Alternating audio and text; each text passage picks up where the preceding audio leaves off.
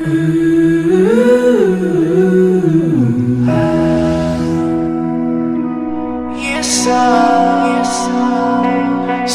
I'm gonna leave.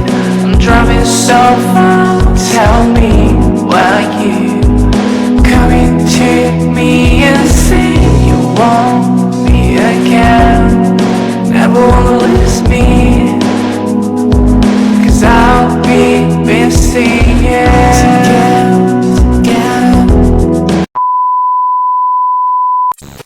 Hai, perkenalkan kami dari kelompok 3. Izin memperkenalkan diri ya. Perkenalkan, nama aku Septiani dengan NIM 2108578. Nurai.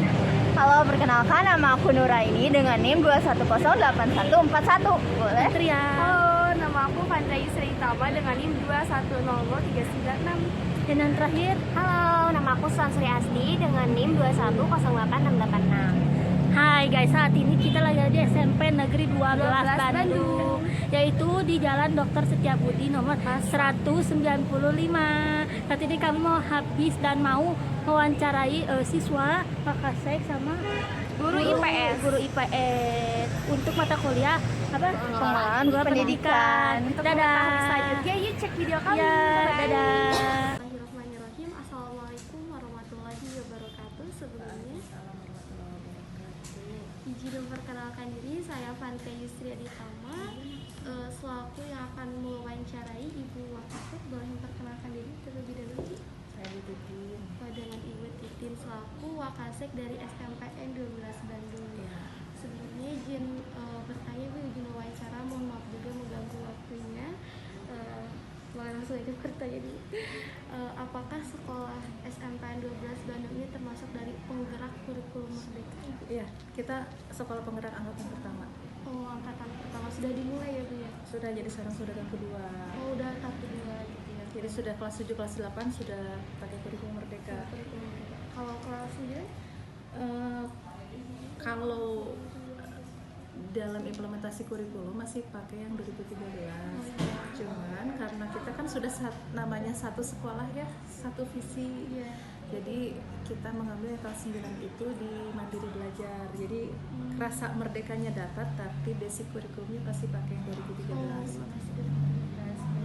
Jadi alhamdulillah 12 Bandung udah menggerakkan kurikulum merdeka tersebut. Sudah, di Kota Bandung itu ada 6 sekolah negeri dengan 3 swasta. Totalnya ada 9. Jadi ya, Bu? 9 angkatan pertama.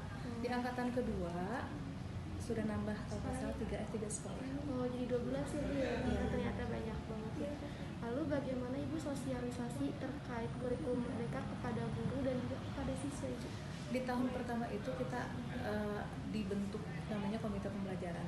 Oh iya, Bu. Jadi ya, nah di komite pembelajaran itu kita fungsikan ya di tim pengembang sekolah ya, karena memang komite pembelajaran ini dilatih secara langsung dengan Kemendikbud. Jadi pelatihan kepala sekolahnya dulu, sudah kepala sekolahnya kita dilatih komite pembelajarannya kan per mapel 1.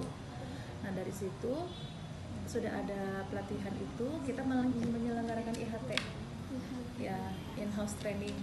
Jadi menyampaikan hasil pelatihan kita ke guru-guru gitu, sampai kita merumuskan visi misi yang baru, menyusun kurikulum operasional dan seterusnya. Berjalanlah tahun pertama gitu. Nah kemudian di situ juga dari hasil IHT itu kita sosialisasikan kepada orang tua gitu.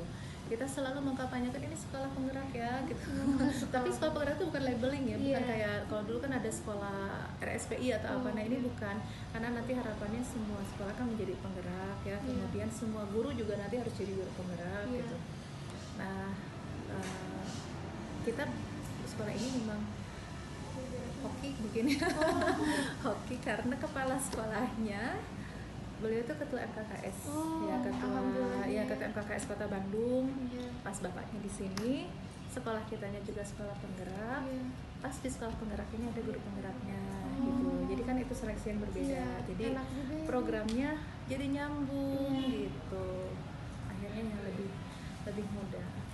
Tapi memang tantangannya besar ya, karena sesuatu hal yang baru itu kadang diresponnya kan seperti itu ya. Iya, apalagi kalau dalam satu sistem biasanya kalau sudah nyaman ya, ketika ada suatu hal yang baru kecenderungan untuk bukan proaktif ya, jadi lebih ke apa ya, reaktif. Awal-awal seperti itu, sampai sekarang juga yang namanya reaktif masih ada, karena mungkin ada sudut pandang yang berbeda dari sudut pandang pemerintah, atau misalnya ada kebiasaan yang terganti gitu, sementara setiap orang sudah merasa nyaman dengan kondisi awal, termasuk orang tua. Dan kita harus mempersepsikan belajar itu bukan baca, nanti gurunya ngejelasin, anaknya dikasih ulangan, dites, dibagiin, bukan lagi itu gitu targetan ya, justru kita ingin menemukan potensi terbaik anak. Tapi kadang orang tua memandangnya kira diajar nak padahal kita mandirikan itu bukan berarti dilepas gitu, tetapi standar ukuran kita memang agak berbeda kalau di kurikulum merdeka ya. Lebih tinggi Ya sebetulnya kan gini, kalau kita runut ya, dasar kenapa sih kok ada kurikulum merdeka. Memerdekakan artinya kan orang diberikan keleluasaan untuk bisa mengemukakan apa yang ada di benaknya ya, dibiarkan sesuai dengan kebutuhannya masing-masing gitu. Kenapa? Itu kan kalau saya pribadi saya sepakat itu akan mengembangkan potensi terbaik anak. Ya. Sementara kalau dulu kita sudah dipatok dengan standar kompetensi ini, dan itu kecenderungannya untuk mengejar konsep ya, mengejar kontennya. Kalau sekarang di kurikulum merdeka itu yang namanya konten itu dibuat lebih sederhana tapi dalam, jadi anak itu dalam tanda kutip bisa lebih mahir gitu ya, mengenal tumbuhan. Dulu kan dikenalkan ciri-ciri tumbuhan itu begini-begini, dikasih tahu. Nah kalau sekarang anak mencari tahu, kemudian dia sudah kenal sampai dia bisa membudidayakannya. Apa? Karena difasilitasi ada proyek gitu. Nah proyek itu tempat di mana anak bisa mengalami pengetahuan secara langsung. Dulu kita di kurikulum 2013 juga bukan tidak ada, kan ada kompetensi pengetahuan, ada keterampilan. Tapi kalau dilihat porsinya itu tetap aja pas di lapangan itu yang keterampilan banyak yang di skip. Seolah-olah harus dikejarnya pengetahuan. Padahal pengetahuan itu sebagai dasar untuk anak punya keterampilan itu kan. Nah akhirnya sepertinya dari kementerian punya sedikit memaksakannya harus ada nih doang sampai beban kurikulum kita dibagi. Itu ada khusus jam untuk project. Ya. Jadi project itu profil pelajar Pancasila ya, itu tempat di mana nanti orang bisa mengalami pengetahuan. Jadi dia secara konten sudah dibekalin, dikasih nih CP-nya, capaian pembelajarannya ini, sudah dapat bekalnya itu, implementasinya di mana. Jadi dia bisa menggabungkan pengetahuan-pengetahuan yang didapat dari mata pelajaran, direalisasikan pada permasalahan yang nyata ya. Karena di proyek profil pelajar Pancasila ini targetnya nanti mengukur apakah anak dengan pembelajaran ini sudah punya profil, sudah bisa menunjukkan profil pelajar Pancasilanya atau belum gitu ya. Nah itu ada 6 dimensi yang akan kita kembangkan. Jadi di proyek itu akan kita arahkan ke situ. Misal kita di IPA-nya sudah belajar tentang klasifikasi nomor itu, dulu belajar kan ya yang itu. Jadi anak tahu ciri-ciri. Tapi kalau dulu kan sampai berapa kingdom kita bahas semua gitu. Kalau sekarang enggak, pas dikenalkan. Tapi yang diperdalam sama anak misalnya kayak gini, yang dikenalin mereka tahu semua, tata nama tahu. Tapi yang kita perdalam apa, ditanya mau memperdalam yang mana. Nah kita juga lihat kebutuhan dengan kondisi yang memadai ya, apa sih motif apa yang memang bisa anak kenali lebih jauh. Misalnya kita pilihlah lantainya, ya tumbuhan itu kan banyak lagi gitu. Kita spesifikkan lagi tumbuhannya yang tanamannya tanaman pangan, bukan tanaman hias. Jadi anak itu tahu tata nama itu di pangan aja gitu, pangannya yang mana yang mau dia tanam gitu. Jadi kita udah arahin ke sana. Nah di proyek profil pelajar Pancasilanya kita berikan tantangan tentang kebutuhan pangan, gimana setiap keluarga harus bisa memenuhi kebutuhan itu. Berarti bagaimana nanti setiap keluarga bisa melakukan budidaya.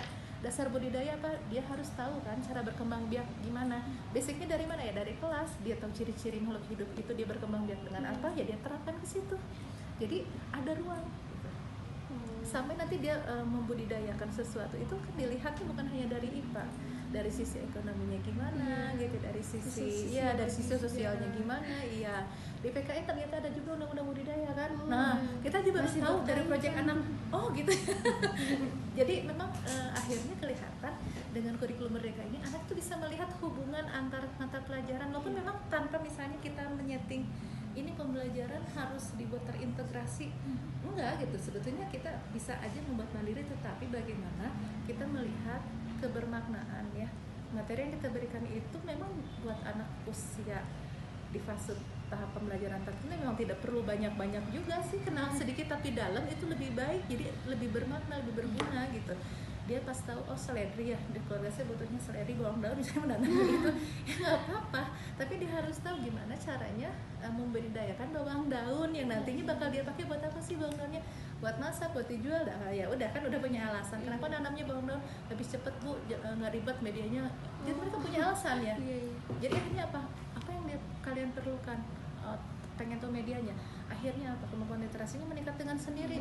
Yang dulu kan susah banget nyuruh anak baca ya, Tapi sekarang mereka kalau sekarang mereka bacanya karena butuh, akhirnya tergerak gitu ya. Gitu. Terus kemampuan numerasinya juga meningkat. Jadi banyak hal yang kita dapat, ternyata memang kurikulum ini kalau secara kemampuannya, secara kompetensi bukan bermain di ranah kognitif C1, C2, C3. Minimal dia harus bisa menerapkan itu pada situasi yang baru, harus bisa menganalisis, harus bisa mengevaluasi, bahkan mencipta gitu ya, menghasilkan gagasan-gagasan baru pada satu kondisi yang baru. Kan kondisi dia harus budidaya itu hal yang baru, nggak diajarin di kelas gitu ya. Dia menggabungkan pengetahuan-pengetahuan yang dia miliki, bahkan kalau misalnya dia mau ngejual, kita tantangan nanti kalau ngemasnya gimana, harga di pasaran berapa, boleh nggak disurvei dulu, silakan aja gitu. Mau survei ke pasar, sok lihat di pasar kalau segenggam gitu berapa, ini kamu nanti punya nilai jualnya apa, sampai bikin label, sampai bikin apa itu, bikin posternya. Terus kita tanya juga nanti promosinya mau gimana, mau lewat apa, pakai media sosial lah, pakai apa. Jadi betul-betul kita ngerti sesuatu yang anak tuh kan kalau dulu gini ya, hasil belajar bisa apa sih gitu, dapat nilai, oke, ada nilainya buat apa gitu, buat lanjutin sekolah gitu, terus punya skill apa, akhirnya anak lebih kepikiran apa, gimana caranya dapat nilai, kenapa, karena waktu itu prestisenya gimana ngajutin. Mohon maaf ya Ibu sudah mengganggu waktunya. Ibu boleh memperkenalkan diri terlebih dahulu? Ya, terima kasih Neng. Ibu, nama Ibu Tuti Kustami, ya, mapelnya IPS. Kebetulan Ibu mengajar di sini kelas 7 dan kelas 9. Ya, terima kasih Ibu. Ibu sebagai guru IPS gitu ya, apakah Ibu sudah mendapatkan pemahaman gitu mengenai kurikulum yang dipergunakan di SMP ini, Bu? Kurikulum. Ya, kebetulan SMP 12 itu masuk ke dalam gelombang pertama untuk menerapkan kurikulum sekolah penggerak. Ya, mau nggak mau, walaupun memang ya kita belajar lagi, ya, hanya itu juga belum paham betul begitu ya. Hanya kita menerima karena kita selalu diberi pelatihan-pelatihan, ya ada pembaharuan karena kebetulan di kita juga salah seorang guru sudah terdaftar sebagai guru penggerak. Ya, jadi kalau ada apa itu pembaharuan, ada informasi baru, otomatis masuk juga. Nah, Ibu untuk pelatihan sendiri itu merupakan program dari sekolah atau dari dinas pendidikannya, Ibu? Itu program dari sekolah. Oh, dari sekolah. Kan jadi sekolah diberi mandat untuk melaksanakan. Awalnya memang itu instruksi dari Kementerian Pendidikan, ya, melalui mungkin belum sampai ada dirjen barangkali, belum ada, hanya mereka itu tim sekolah penggerak. Nah, kemudian turun ke sekolah-sekolah. Kebetulan orang kementeriannya pun suka datang pada saat kita pelatihan begitu ya. Nah, jadi kita dipandu lagi, diingatkan lagi begitu. Iya, terima kasih Ibu. Nah, untuk Ibu adaptasi di kelasnya sendiri bagaimana menurut Ibu untuk kurikulum yang berlaku saat ini? Untuk adaptasi di kelas, alhamdulillah ya. Cara Ibu? Sebenarnya itu ya, yang namanya pergantian kurikulum itu sebenarnya memang mau nggak mau harus dihadapi ya, dan itu mungkin ya mereka kan tidak tanpa perhitungan begitu ya, itu sudah perencanaan matang sehingga guru di lapangan ya harus menerima pembaharuan itu. Kebetulan barangkali ya, bukan ibu sombong gitu. Asal kita menguasai materi ya, itu kan pengadministrasian dan teknik-teknik di dalam penyampaian yang ada pembaharuan. Kalau untuk segi materi, nah itu sebenarnya ya, kalau untuk guru yang sudah lama, hanya lihat aja, postur itu pembagian materinya, begini di kelas 7 begini, kelas 8 begini. Nah itu bagi ibu sendiri itu sudah biasa seperti itu. Sudah ya Ibu, sudah bukan hal yang baru gitu ya Ibu ya. Itu kan dari dulu ibu udah melalui beberapa penggantian karena ibu di sini kan udah 27 tahun. Udah lama Ibu sudah berganti beberapa kurikulum ya Ibu. Nah, untuk ini Ibu, kalau di kurikulum yang diterapkan sekarang itu penilaian terhadap siswanya itu seperti apa Ibu kalau di kelas berdasarkan penilaian terhadap siswa ya itu harus istilahnya komprehensif gitu. Kalau istilah ibu sendiri gitu ya. Jadi ya dari dulu juga sebenarnya sih yang namanya penilaian terhadap siswa itu tidak hanya hitam di atas putih ya. Dari karakternya, kemudian dari keaktifan dia di dalam kelas, kemudian otomatis dari nilai hasil kognitifnya ya, kemudian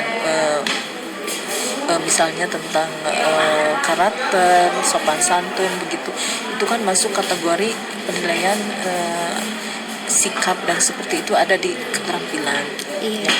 Nah itu sebenarnya ya dari dulu juga itu rohnya penilaian siswa itu ya seperti itu gitu. Hanya sekarang penamaan yang berbeda. Jadi gak jauh berbeda ya Ibu ya? Sebenarnya tidak jauh berbeda gitu.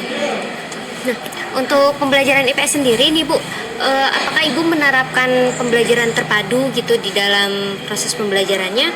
Ya harus, walaupun ya kembali kepada pribadi guru masing-masing. Jadi pemahaman materi itu sangat penting ya, karena nanti kita kan di kelas 7, walaupun ibu baru mengajar di kelas 7, jadi pelaksanaan kurikulum merdeka tuh ibu baru tahun ini masuk di kelas 7.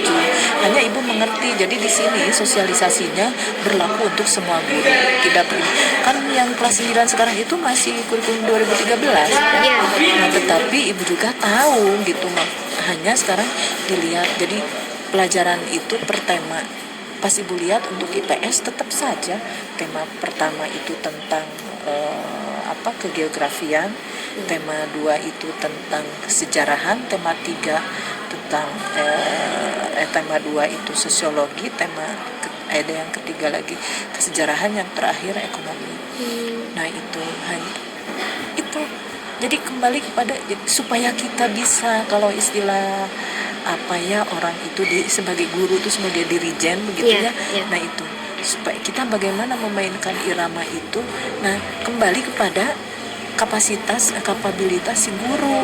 Jadi kalau misalnya materi kita menerangkan tentang materi keluarga, ada tema keluarga.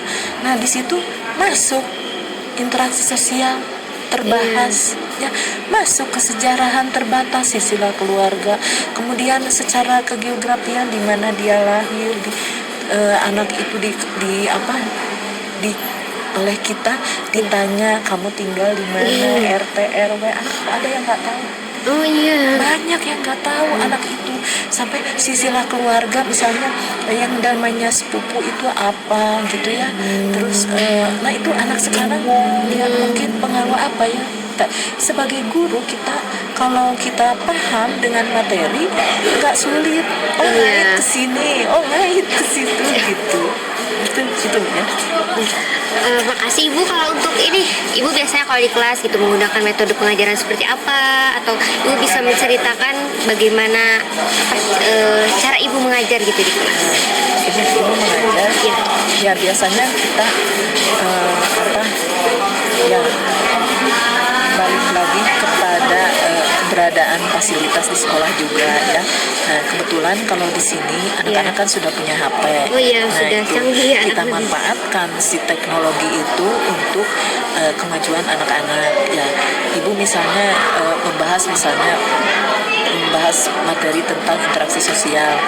Nah kita mengambil yang lain-lainnya untuk penambahan wawasan siswa. Biasanya ibu, mari kita googling ya, mari kita cari contoh-contoh dalam masyarakat seperti apa. Nah itu karena misalnya kalau proyektor tidak ada ya, ibu juga misalnya ini contoh kasus di masyarakat. Nah ibu masukkan misalnya linknya, terus mereka setel kayak begitu. Ya, jadi siswa juga memanfaatkan teknologi yang ada ya Ibu ya. Betul. Diajarkan juga mengenai kasus-kasus terbaru, problem solvingnya. Ya itu. Nah itu jadi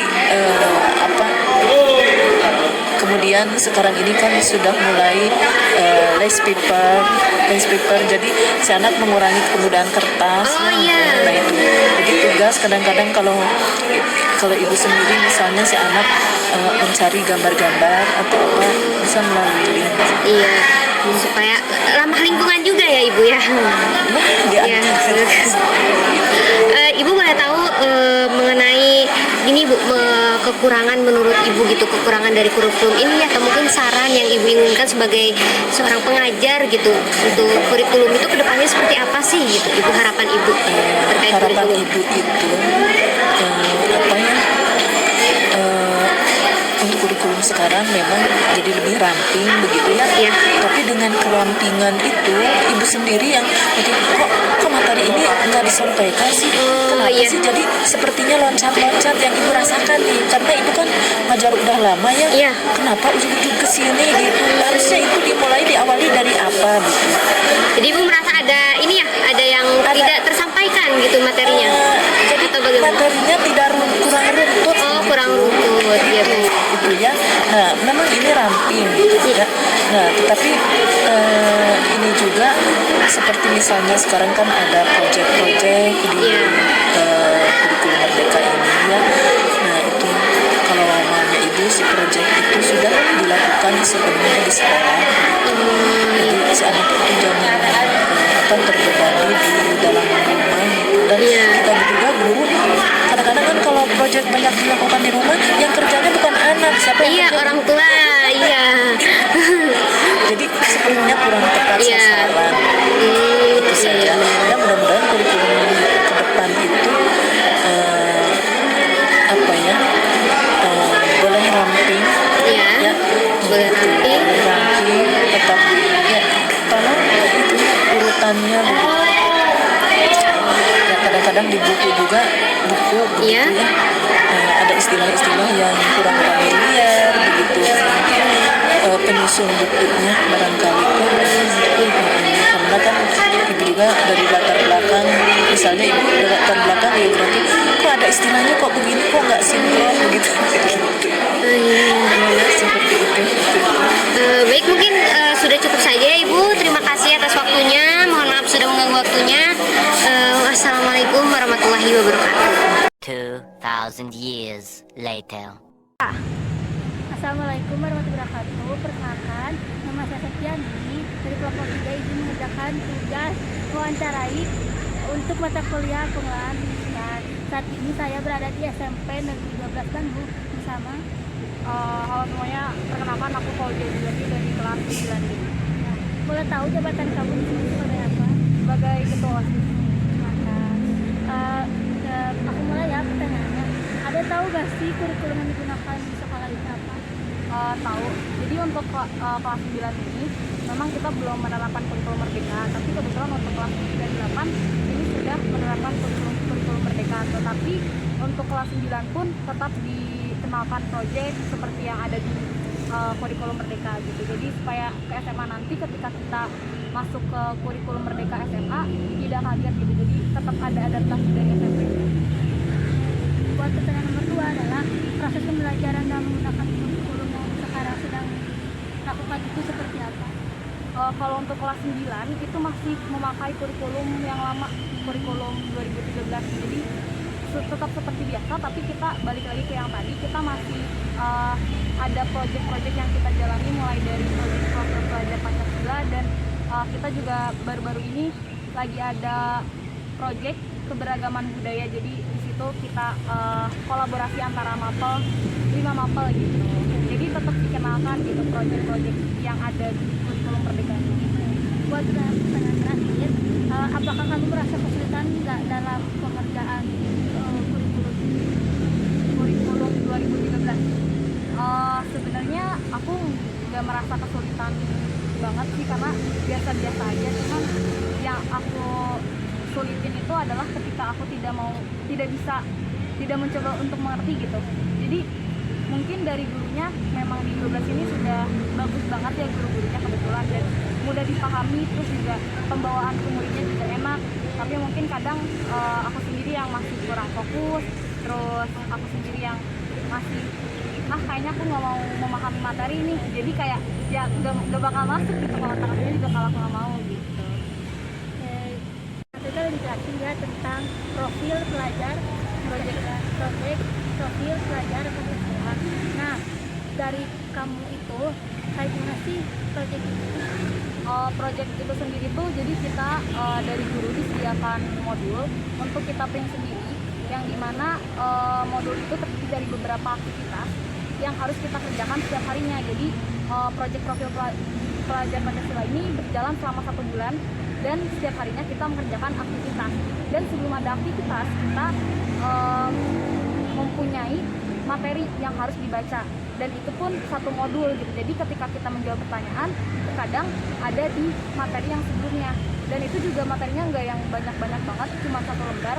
Dan nanti tuh kita bakalan disuruh nonton sebuah video yang dimana kita harus dianalisis dan mengamati gitu. Nanti kita bakalan ditanya apa sih deskripsi dari video tersebut, terus apa pengertiannya dari video tersebut, dan lain sebagainya. Jadi materi yang di situ diulas kembali, dan istilahnya tuh gimana jika kamu ada di posisi ini, jadi dilibatkan gitu posisi kita dalam hal seperti itu tuh kita akan melakukan seperti apa gitu. Jadi ada antisipasi yang kita lakukan, dan kita jadi tahu gitu yang sebelumnya kita nggak tahu harus melakukan apa. Dengan kita menonton video, dengan kita mengerjakan proyek ini, kita bisa jadi tahu apa yang harus kita lakukan ketika mengalami kekerasan, mengalami pelecehan seksual, dan mungkin ketika kita sendiri menjadi pelaku perundungan tuh sebenarnya baik atau enggak.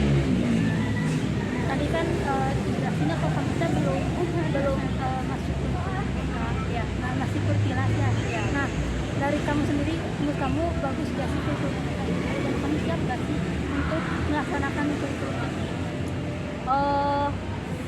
Jadi sebenarnya itu kita meskipun pakai kurikulum yang lama, kita tetap dikenalkan dengan kurikulum yang merdeka ini. Dan menurut aku bagus atau enggak, bagus saja sih, tapi pastinya bakalan lebih fungsi dari ininya. Dan tapi menurut aku lebih bagus kalau misalnya kita pakai kurikulum merdeka ini, karena kita akan project secara aksi nyata gitu. Jadi tidak hanya pematerian doang, dan kita juga akan lebih detail dan lebih menarik gitu untuk belajar tuh, karena dikenalkannya secara berbeda. Mungkin kan kalau misalnya di kurikulum 2013 itu kita dikenalkannya dengan cara pematerian, terus kita ngerjain di buku aja gitu biasa. Tapi kalau misalnya kurikulum merdeka ini mungkin beda gitu. Tapi kita juga aku sendiri belum terlalu tahu gimana kurikulum merdeka, karena hanya beberapa aja yang dikenalin, yaitu dengan proyek-proyek yang ada di kelas 9. Sekian wawancara dari saya dan juga Fauzia. ya, terima kasih.